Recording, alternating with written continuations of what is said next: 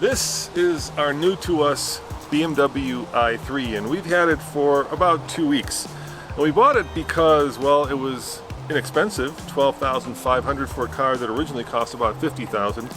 And more importantly, we bought it because it was certified pre-owned, so that when something goes wrong on a very expensive BMW, you have the peace of mind of a certified pre-owned warranty to fix it. Well, something has gone very wrong, and this is a true tale of a ridiculous fail. Oh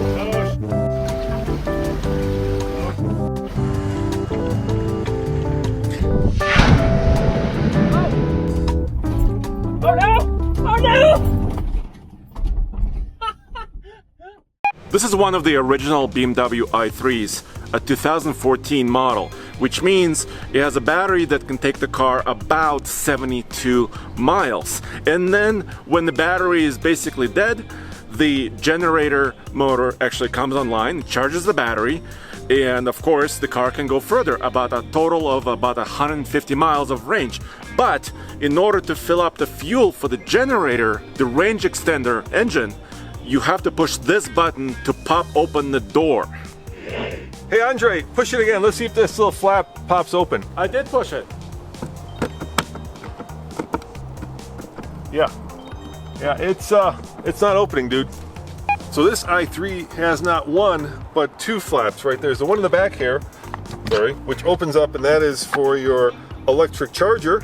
And of course, there's the one in the front here for your gasoline. It only holds about 2.5 gallons because for BMW to sell this as an electric car, they had to categorize the little Kimco engine that's hidden under the back seat as just a range extender. So it's not a hybrid, it's not a plug-in hybrid, it's just meant to be used when the battery is depleted to get you to the next service station or to get you to the next charger.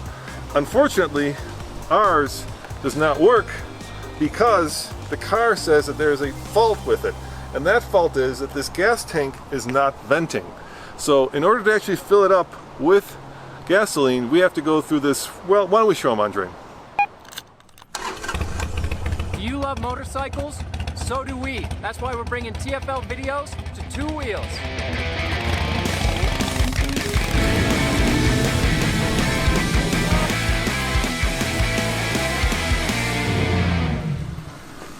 Check out TFL Bike for all things two wheels. Link is down in the description.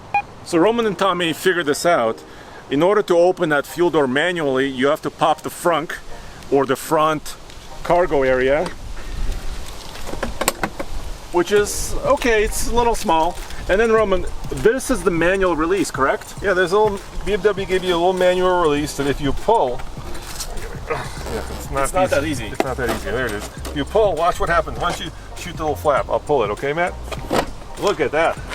And now you can fill up the BMW with 2.5 gallons of gasoline. Can you open the actual little filler? Yeah, you can open the filler. Okay. And the question you might be asking yourself is, what's the big deal? Why is this flap not opening? And the answer to that is going to cost us $1,600. What? Yeah, $1,600.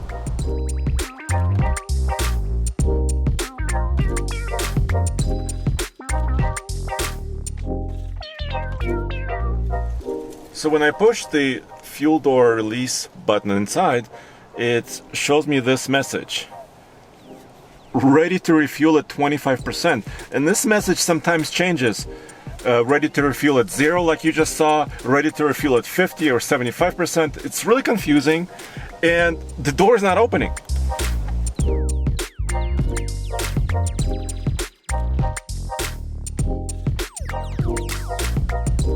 So we Googled the issue, and it turns out that i3s have a problem with venting the gas tank. In other words, the little vent that lets the gas fumes out of the tank stops working, and then the BMW says to the owner, hey, this thing's not working, it's becoming dangerous because it's holding on to all those gas fumes, so take it to the dealership and have it repaired, and we're going to make sure you do that by making sure you can't open the little door. So that's what I did, and this is where it gets crazy. Before we took it to the dealership, which here in Boulder is Gebhardt BMW. I took the car in after I purchased it and I asked them, is this car certified pre-owned? Because I wasn't going to buy it without that assurance. And they said, yes, no problem, it's certified pre-owned. I'm like, great. Bought the car, made an appointment to actually have it fixed, bring it back to Gebhardt, and I'm like, hey, I need this car fixed. It's giving me this error message. And they're like, first of all, we have to charge you $100 to diagnose the issue. And I'm like, the car's telling you what it is, the internet's telling you what it is, and you still have to diagnose it? And they're like, yes. And then they said, with the cherry on top, your car is CPO'd, but the CPO is not transferable. And I'm like, but I brought it here 2 days ago and you said that it was. And they're like, nope, it isn't. So then I'm at the dealership and I'm like, well, how dangerous is this? It probably needs to get fixed. I'm like, okay, use the $100, please fix the vehicle, but call me with an estimate. Come back to the office, 4 hours later, I get a call from Gebhardt BMW and they're like, you know what? We spent the $100 diagnosing the problem, but we need $50 more because we think there's another problem. And I'm like, I told you what the problem is and you need another $50? And they're like, yes. I'm like, okay, go for it. So $150 later, they call me and they say, the problem with the car is that the vent is not working, it needs to be replaced, plus the charcoal canister needs to be replaced, and that'll be $1,600, please. $1,600? Yeah, $1,600, Andre. $1,600. So Roman tells me this, my brain explodes, and I call the previous owner because it's just been a couple of weeks, right? We're still talking. And I'm explaining the problem to him. I explain the whole thing. He's like, aha. He's like, there is a form you can fill out that to transfer your warranty from his name to our name. And it's a special form that BMW has to check. And it costs $200 to do it. $200? $200 to transfer the CPO warranty. You have to get it notarized. He signed it. Roman needs to sign it. You have to prove that the car has certain mileage. You have to send it to BMW. They send you back a certificate. Then you take the certificate to the dealer. And maybe, if all this works, maybe they will validate it and fix it.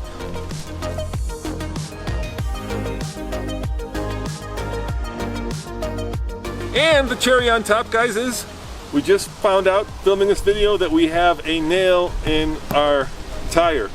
So this is another weird thing about this car. It won't tell you the pressures on the tires until you're moving. So if you didn't know you had a nail in the tire, you would have to drive 1 or 2 miles before it will tell you. So this has indeed been a true tale of a ridiculous fail. And we'll keep you updated on how we get all this resolved, as hopefully we get it all resolved. As always, this is Roman, and Andre just left. He's sick of it. Saying thanks for watching. See you guys next time.